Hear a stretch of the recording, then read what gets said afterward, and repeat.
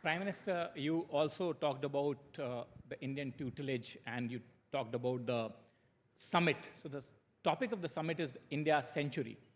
And how do you think, going forward from here, Prime Minister Modi's historic third innings, how do you think, we take off from here and how do we shape or influence the events that are happening world over? Not only as our own footprint of India's century, but as the Prime Minister said, that world's progressive, peaceful century. The world needs India. And I'm very happy that you've identified this century as India's century. You asked me about Prime Minister Modi and his historic third term. Why do you call it India's century? For many reasons. India has the largest population now in the world, 1.45 billion. It's growing. It's projected to reach something like 1.6 billion. That's right. India has a booming economy. It's crossed $3 trillion US. It should have crossed $5 trillion US had it not been for COVID.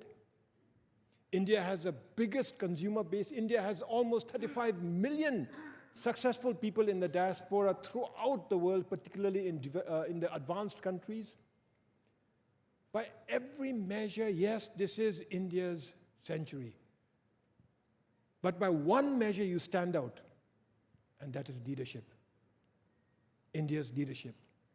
And trust in that leadership. Not just Indians trusting India's leadership, but the global South especially trusting India's leadership. You choose the team, the India century, because of Prime Minister Modi's third term, historic win. Now you know that the last 10 years, the previous 2 terms will be leveraged as a springboard to take India forward into her century.